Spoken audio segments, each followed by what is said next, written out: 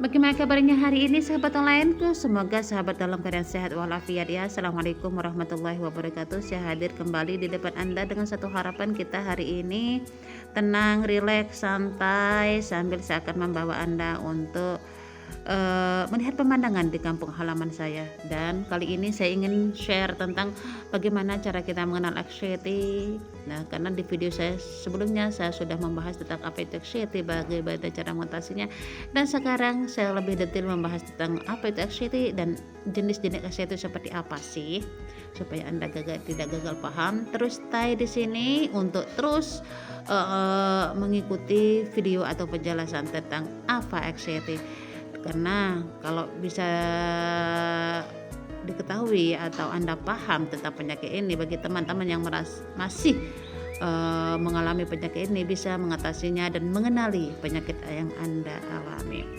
Ya sahabat, rasa cemas atau anxiety adalah hal yang normal dirasakan ketika seseorang menghadapi situasi atau mendengar berita yang menimbulkan rasa takut atau khawatir.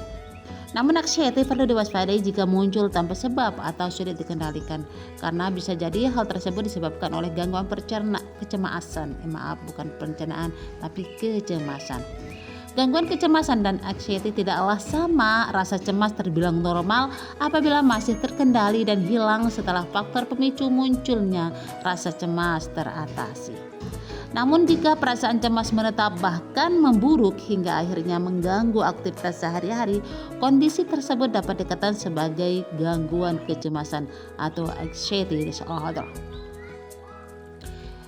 Setiap orang dapat merasa cemas ketika hendak menghadapi atau sedang berada dalam situasi yang dirasakan mengancam atau menakutkan. Beberapa contoh situasi tersebut adalah pindah sekolah, memulai pekerjaan baru, akan menjalani operasi, menghadapi ujian, mengalami musibah, atau menunggu istri yang akan melahirkan. Munculnya rasa cemas karena harus berhadapan dengan situasi atau keadaan yang dianggap dapat menimbulkan stres adalah hal yang normal.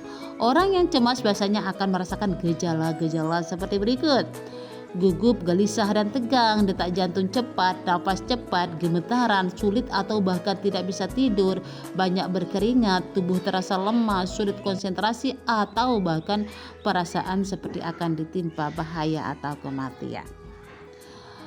Cemas atau anxiety tidak selalu merupakan hal yang buruk.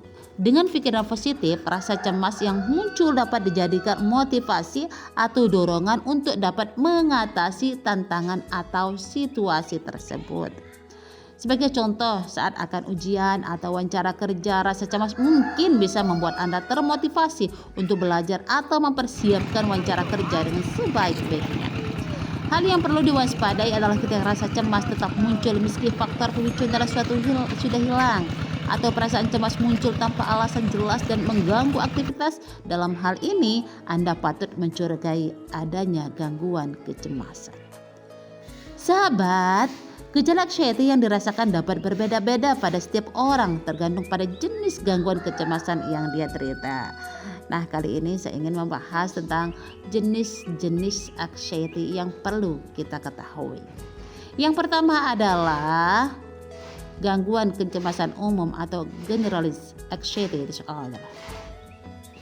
Seorang yang menderita gangguan kecemasan umum bisa merasakan khawatir atau cemas berlebihan secara terus-menerus terhadap berbagai hal, mulai dari pekerjaan, kesehatan, hingga hal-hal yang sederhana dan wajar terjadi sehari-hari, seperti berinteraksi dengan online.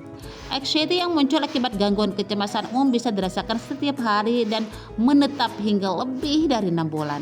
Akibatnya, penderita gangguan kecemasan ini akan menjadi sulit menjalani aktivitas dan pekerjaan sehari-hari. Selain munculnya rasa cemas yang mengganggu, penderita gangguan kecemasan umum juga dapat merasa cemas, lelah, tegang, mual, sakit kepala, sulit berkonsentrasi, sesak, dan insomnia. Nah, jenis anxiety yang kedua adalah fobia. Fobia merupakan jenis gangguan anxiety yang membuat penderitanya memiliki rasa takut yang berlebihan dan cenderung tidak rasional sahabat terhadap suatu benda, binatang, atau situasi tertentu. Orang yang memiliki fobia bisa mengalami serangan panik atau rasa takut yang hebat ketika melihat sesuatu atau berada di tempat yang menjadi pemicu fobia misalnya laba-laba, darah, berada di tengah keramaian, tempat yang gelap, tempat tinggi, atau ruangan tertutup. Oleh karena itu, penderita fobia biasanya akan melakukan segala upaya untuk menjauhkan dirinya dari hal atau situasi yang ia takuti. Sahabat, penderita yang nama jenis anxiety yang ketiga adalah gangguan kecemasan sosial. Nah, penderita gangguan kecemasan sosial atau fobia sosial memiliki kecemasan atau ketakutan yang luar biasa terhadap lingkungan sosial atau situasi ketika harus berinteraksi dengan orang lain. Penderita fobia ini selalu merasa diawasi dan dinilai orang lain, serta takut atau merasa malu secara berlebihan saat berada di keramaian.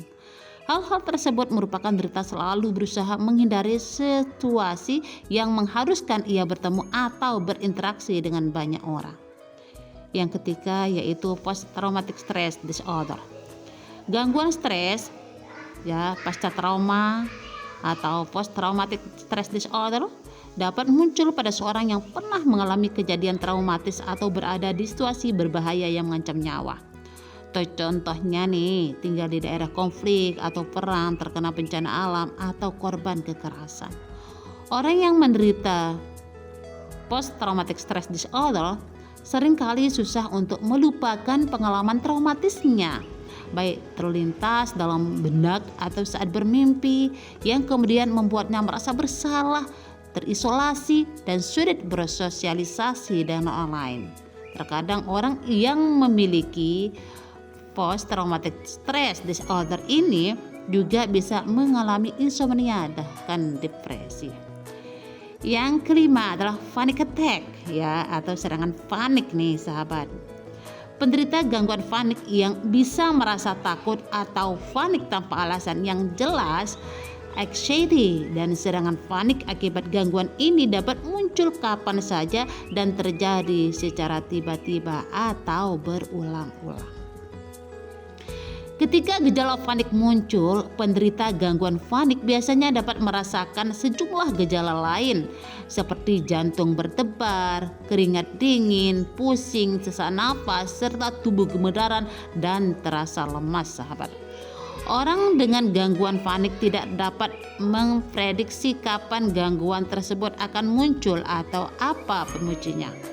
Oleh karena itu, tak sedikit penderita gangguan panik yang menjauhkan diri dari lingkungan sosial karena takut serangan paniknya kambuh di tempat umum. Yang keenam, gangguan obsesif kompulsif. Orang yang menderita gangguan OCD memiliki kecenderungan untuk melakukan suatu secara berulang-ulang untuk meringankan rasa cemas yang berasal dari pikirannya sendiri. Contohnya, mencuci tangan harus sebanyak 3 kali karena berpikir tangannya masih kotor. Gangguan ini sulit dikendalikan, bersifat menetap dan dapat kambuh kapan saja sehingga membuat penderitanya terganggu untuk melakukan aktivitas sehari-hari. Nah, sahabat, setelah saya membahas tentang jenis-jenis anxiety, saya ingin membahas tentang bagaimana cara mengatasi anxiety. Nah, terus stay di sini ya supaya Anda bisa mengatasi anxiety di rumah tanpa harus pergi ke psikiater. Nah, sahabat, ini adalah beberapa cara yang bisa Anda lakukan untuk mengatasi anxiety atau penyakit kecemasan yang Anda miliki. Untuk meredakan atau mencegah munculnya perasaan cemas, Anda dapat melakukan beberapa cara seperti ini.